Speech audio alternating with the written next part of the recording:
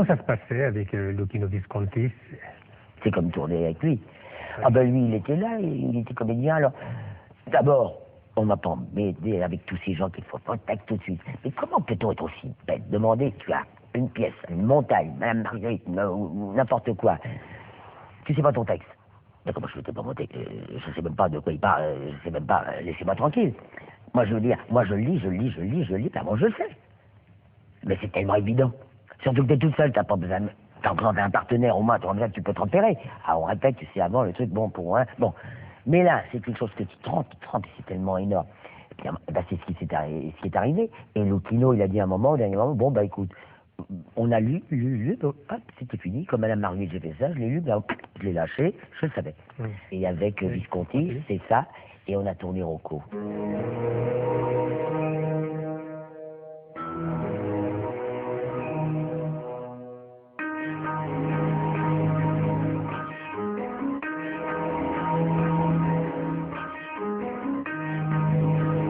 Visconti est venu vous rechercher quand même pour Rocco. C'est ça qui est formidable. Vous l'avez connu sur les deux sur la balançoire. Mais vous êtes fou, vous. Mais il m'a pas lâché comme ça. On est parti, on a joué. Pour Pierre, à un moment, il cherchait, je savais pas encore bien, mais il sait qu'il cherchait un film, mais je ne savais pas. Et alors, à ce moment-là, Luchino Visconti a téléphoné avec moi, mon agent qui était à Olgarski, en lui disant, bon, est-ce que Annie peut venir pour faire des essais? On va voir, parce qu'on sait qu'il en parlait, mais je n'avais aucune idée. Et donc, je suis arrivé à Rome, je ne connaissais pas du tout. Je suis arrivé chez Luchino Visconti, et c'est comme ça que j'ai vu Renato, que je suis tombé en pas besoin. Renato Salvatori, que vous avez épousé un peu plus tard. Oh, même assez vite. J'ai fait les essais, et puis un bonjour, on m'a téléphoné, on dit, il m'a dit, bon, bah écoute, tu pars, le film commence début janvier à Milan avec la boxe. Toi, tu vas arriver vers le 15 janvier, quoi. Et je suis arrivé à Milan, et voilà, quoi. Vous connaissiez Alain Delon? Oui, je le connaissais, ben, je l'avais vu, parce que d'abord, il était chez Olgarski à un moment. C'est votre agent? Après, oui.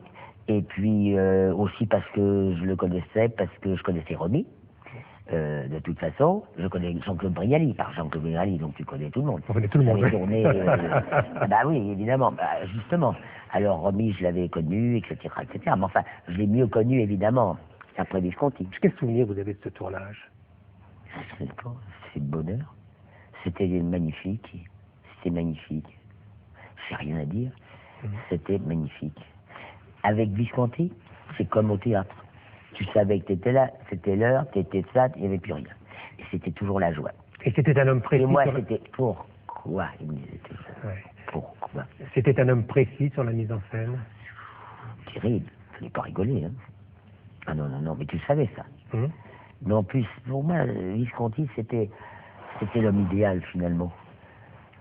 Il aurait pu être mon père, j'aurais pu l'épouser. Ça aurait pu être ma famille, je ne peux pas vous dire pourquoi. C'était comme ça, c'était quelqu'un qui était à moi, et j'étais à lui, je veux dire, comme avec Renato. Je veux dire, il y a des gens, pour être l'oncle, la tante, peu importe, on s'en fout.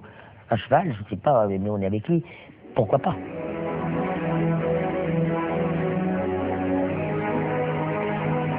Depuis qu'il est mort, c'est pour moi une douleur effrayante, et ça me reste là. Avec Visconti, avec Rocco et ses frères, c'est le début d'une période italienne absolument incroyable. 10 films en 5 ans en Italie. Vous avez tourné avec beaucoup de très beaux metteurs en scène. Mais surtout, je veux dire que vous avez tourné avec Ferreri. Ah, celui-là.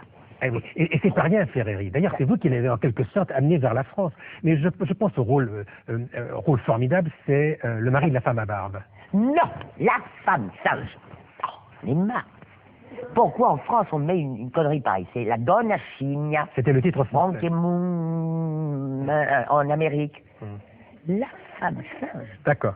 Pour la femme sage qui néanmoins est à barbe. Puis vous savez pourquoi ils ont fait ça? Non. Parce qu'en France, ils m'ont pris par le ningo. C'était sorti, on s'est dit, oh, alors, Girardot, machin, on l'a appelé le mari de la femme pour que ça fasse rire. Oui.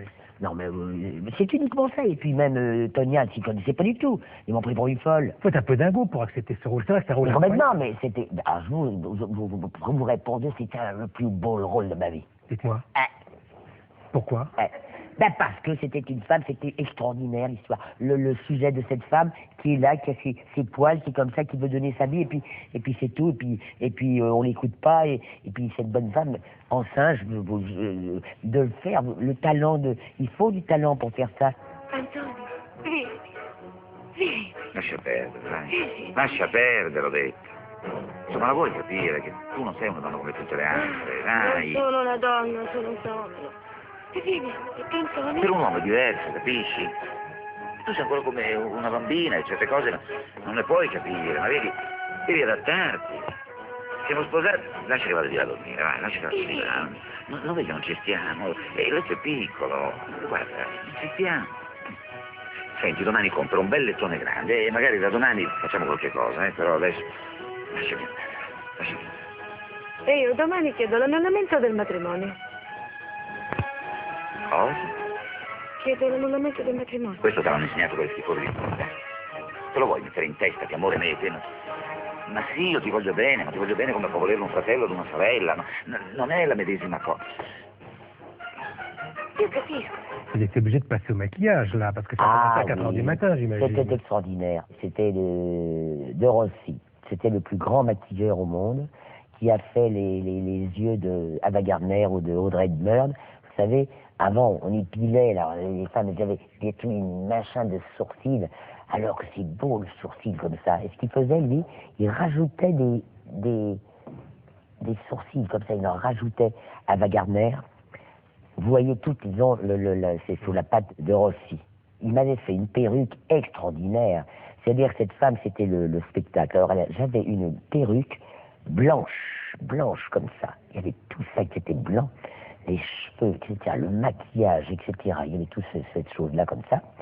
Et à ce moment-là, j'avais le striptease. Alors après, j'étais debout sur un tabouret avec l'assistant et Rossi qui me collait les poils sur les fesses, machin, puis j'étais à poil complètement. Faire avec cette espèce de voile noir, comme ça, je dansais, je sais plus quoi, etc. C'est magique. Bon, c'était un truc, une parodie, etc., de striptease. Et je sais que tout le monde était médusé là-bas. Chez Rasputin, on dit, la comédie française, elle est folle.